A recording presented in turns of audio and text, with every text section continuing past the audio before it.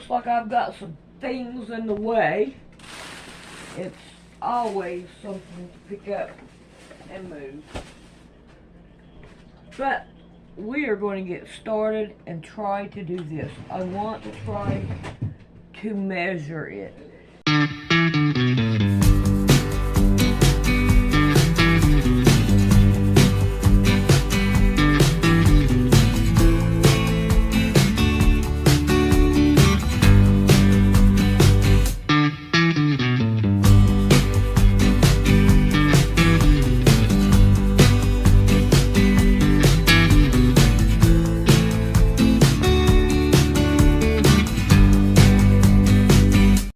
Mama cat. Move. Move. I can't measure it that way. Yeah. I want to measure it. Now what are you doing? I'll go underneath you. I don't care. We're at 27 inches. So I still have this one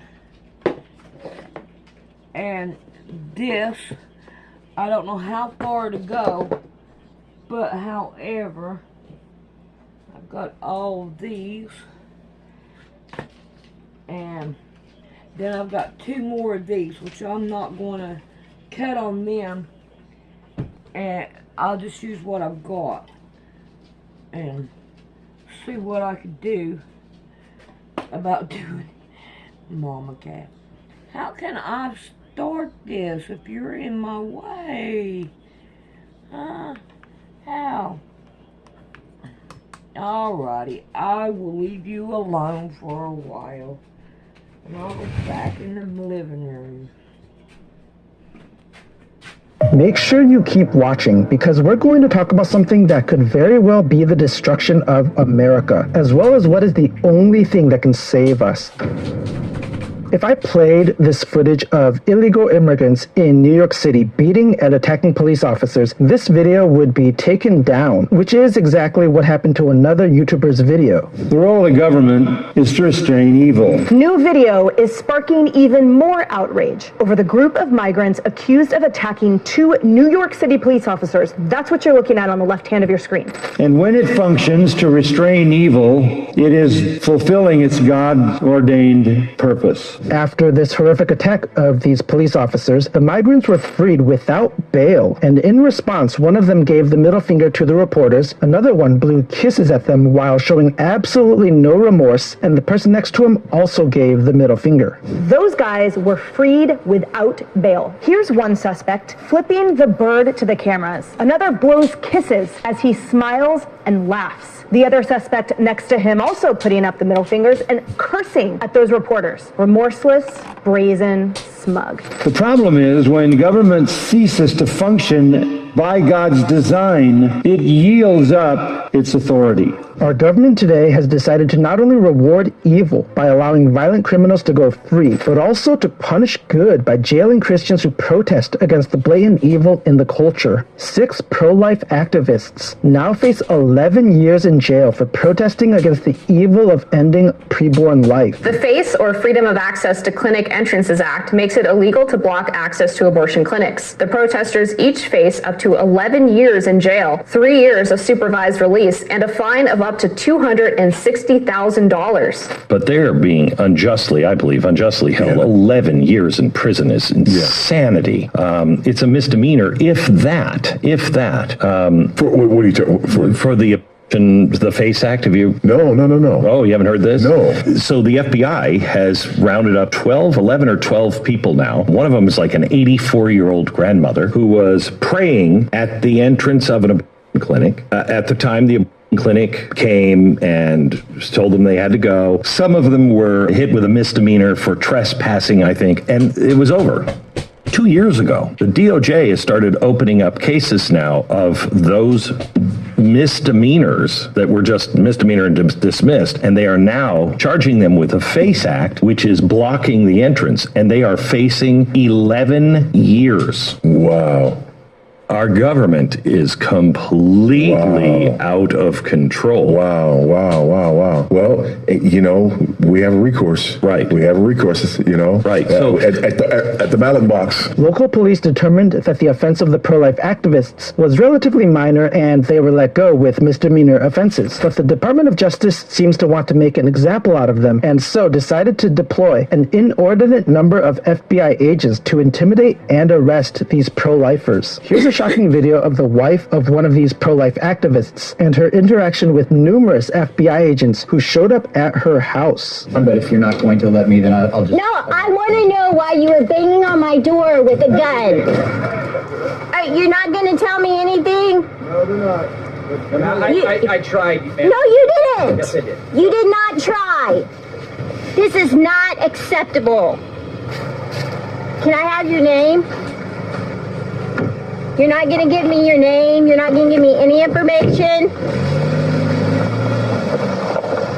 How is it possible to live in a society where illegal immigrants who violently attack police officers are allowed to go free, while at the same time giving the middle finger to the people around them, while Christians who are engaged in a nonviolent protest are sentenced to 11 years in jail? This sounds absolutely insane, but let's remember that the Apostle Paul himself was put in prison by the government for preaching the gospel to a culture that hated the things he said. The man who wrote that, the Apostle Paul, was in violation of the government more often than any other person in the entire New Testament. And when he went to preach the gospel, he was very often thrown in jail, and ultimately he was executed by the government that he refused to obey when it no longer functioned to protect good behavior and punish evil behavior. Our government's evil goes far further than what we've seen so far. The Biden administration is currently actively incentivizing illegal immigration, which has resulted in an unprecedented number of illegal immigrants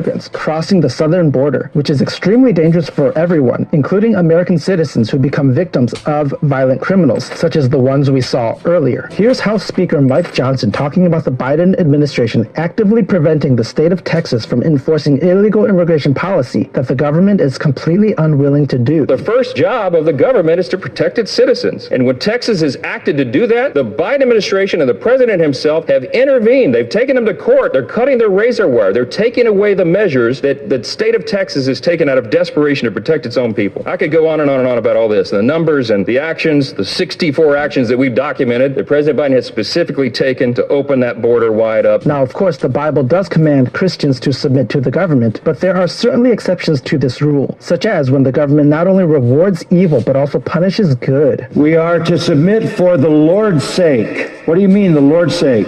When the government is doing what the Lord designed it to do. When government turns the divine design on its head and protects those who do evil and makes those who do good afraid, it forfeits its divine purpose. Just because the government has decided to punish good and moral behavior, for example, protecting the lives of preborn children, does not mean that Christians should stop engaging in this good and moral behavior. In fact, it is actually good and moral for Christians to call out and protest against the government when the government itself has become the purveyor of evil. In our world today, rulers are designing a culture that protects the immoral. It even has reached the point where it desires to protect criminals and makes those who do good afraid. When the criminals are unrestrained because they don't fear the consequences, but the police are restrained because they fear the consequences of stopping criminals. It seems pretty clear that America is on a downward and destructive trajectory in so many different ways. Of course, we've already talked about the disastrous situation regarding the southern border. Another example is this rapper who has been going viral named Ice Spice, who recently released one of the most depraved music videos, yet is being celebrated by an unbelievable number of people. This new Ice Spice song came out just a few days ago. It's already a hit. Music video has nearly 9 million views on YouTube. It's been streamed over 15 million times on Spotify. Spotify, which is the real test of a song's popularity these days. Overall, Ice Spice, who emerged on the music scene just 2 years ago or so, has garnered hundreds of millions of streams, hundreds of millions more views on YouTube. She's achieved widespread popularity, especially on TikTok. She's been featured in songs with Taylor Swift. She's been on the Barbie movie soundtrack. So she is, by every quantifiable measure, a bona fide musical superstar. Ice Spice's recent ultra-viral song is called Thank You the S, fart, with fart in parentheses. And as expected, it's filled with profanity, obscenity, and sexual immorality. Can a country that promotes and celebrates this kind of degeneracy survive for very long? You know, I tell you one thing, we're in trouble. I got that. I know that. I know that. I know that we're in trouble. I know that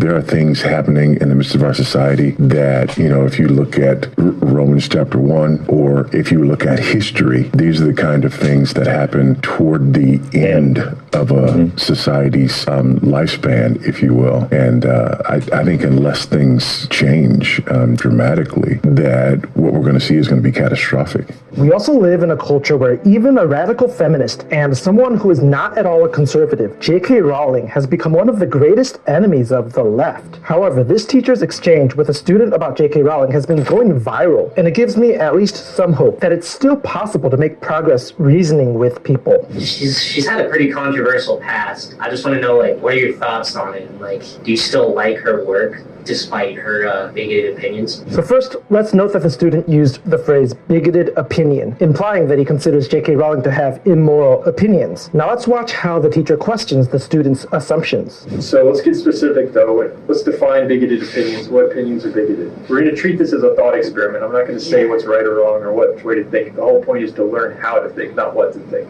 Yeah. So when you say bigot, you're starting with the conclusion that given her bigoted opinions. Yeah. So first, let's start with, does she have bigoted opinions? So when you say bigoted opinions, she has had a history of being extremely like I've heard. And you've heard, so what, can you give me an example? The teacher asks the student for a specific example of how J.K. Rowling is supposedly immoral regarding her opinions, which is a great question because there are so many people today who make blanket assumptions without any evidence to back them up. This is exactly what happened between Elon Musk and a BBC reporter who stated that there was a lot of immoral speech on X. I'm asking for one example. Right. And you can't give us more one. And I'm saying... I say so that you don't know what you're talking about. Really? Yes, because you can't give me a single example of hateful content, not even one tweet, and yet you claimed that the hateful content was high. It's incredibly dishonest to accuse someone of immorality without specific evidence, yet this seems to have become the norm in our country, especially with the rise of CRT and calling an enormous group of people immoral simply because of the color of their skin, and not because of anything specific that they have done. If you look at her Twitter, I think you could see a few things. If you want, I could try and find something. See if you can find one. So, one of these tweets that she came out with in 2019, she said, "Dress however you please, call yourself whatever you like, sleep with any consenting adult who will have you, live your best life in peace and security, but force women out of their jobs for stating that sex is real." So the student finds a tweet that is a supposed example of J.K. Rowling's immoral opinions. The tweet is about Rowling saying that she is against people being punished for stating that men are men and women are women. Before we continue, I want to ask you, do you see anything wrong with this tweet? So you find that bigoted? What do you find about it? It was deemed true. Like I myself. Do you find that true yourself? I don't really have an opinion on it, but I'm just going with what a lot of other people have said. That's pretty amazing. The teacher was able to immediately get the student to admit that he personally did not really find anything problematic with Rowling's tweet, but he was just indirectly agreeing with other people who do have a problem with this tweet. Immediately, we see the teacher beginning to unravel the student's entire foundation and argument. Let's not go with what other people are saying. Let's try and learn how to critically think. So let's analyze the tweet ourselves. So that statement, do you see anything problematic, disregarding other people's opinions? She did try and pin some things on a specific group of people. Where does she do that? Can you read that? But force women out of their jobs for stating that sex is real. So the teacher was able to get the student to say what he thought was problematic about the tweet, and the student mentions the statement Rowling made about forcing women out of their jobs for stating that sex is real, which implies that it's immoral and offensive to say that sex is real. Now watch the teacher's impressive response to this. So when I hear that, I'm interpreting that as meaning if a woman says that, saying that there's a difference between men and female and then being attacked as trans, I think that's what she's saying by attacking someone for stating that sex is real. That is exactly what she's saying. Is that to you? So, to me, no. Stating that sex is real is not trans. It's just a fact of life. It exists. So is there anything you disagree with in that tweet? That's an amazing question. The teacher asks if it's immoral to say that sex is real, which is what the student seems to be saying. The student is coming into this conversation with so many assumptions that have absolutely no basis in the real world, and the teacher is masterfully unraveling them one by one. In that tweet, I can't really see anything that I myself disagree with, but I can see why some people would think, oh, this is offensive, we can't have that here or something, because... Do you think it's fair that that she's being attacked by a large group of people and people are calling her, like you said at the beginning of this conversation, you said, given the fact that J.K. Rowling is how do you feel about Harry Potter? Now, retroactively looking at that statement, do you think that was the best way to phrase? No, I feel like an idiot now. It's okay though, but this is why we do this, to learn how to think. That's pretty incredible and encouraging, that this teacher was able to get this student to actually change his mind about Rowling's tweet by using simple reason and questions. It should be clear to any rational person that the things Rowling is saying about this particular issue are perfectly reasonable and not at all hateful. But the problem is that such a large portion of society is being indoctrinated to think that it's hateful to merely state something factual about biology. Young people in schools today are being taught an insane ideology that is itself extremely narrow-minded and harmful to normal people saying normal things. And not only is all of this insanity happening in America today, we also have a sitting president who is the one who is actively rewarding evil and punishing good, but who is also mentally incapable of providing any real leadership to this country. President Joe Biden recently held a press conference where he demonstrated publicly in front of the entire world his utter incompetence to lead. In addition, I know there's some attention paid to some language in the report about my recollection of events. There's even reference that I don't remember when my son died. How in the hell dare he raise that? Frankly, when I was asked the question, I thought to myself, wasn't any of their damn business. Let me tell you something. Some of you have commented, I wear since the day he died, every single day, the rosary he got from Our Lady of... Every Memorial Day, we hold a service remembering him, attended by friends and family and the people who loved him. I don't need anyone. I don't need anyone to remind me when he passed away or passed away. Did you catch that? In a press conference that was specifically designed to communicate to the world his mental competence to lead the country, President Joe Biden could not remember where the rosary he wears every single day came from. This was an absolutely disastrous press conference, and it would be humorous if this was not the man leading our country, the most powerful man in the entire world. You know, everything is turned on its head. Our government is the source of lies and the protector of liars and the enemy of those who speak the truth. It praises the evil and persecutes the good. So God's design for government has been entirely corrupted.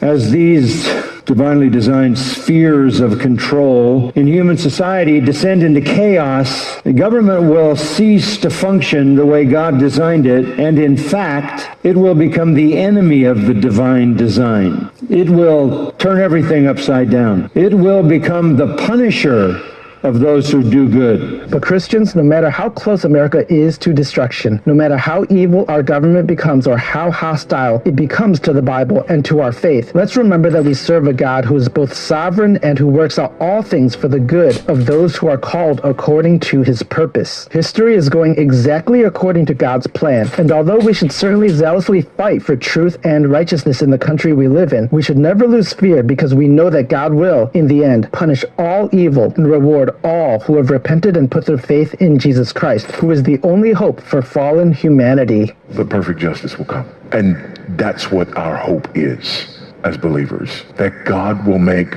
all things right. And God making all things right is different than God making all things like I want them. But they will be made right. We will inhabit a new heaven and a new earth. And the new Jerusalem We will spend eternity in perfect communion with our perfect God.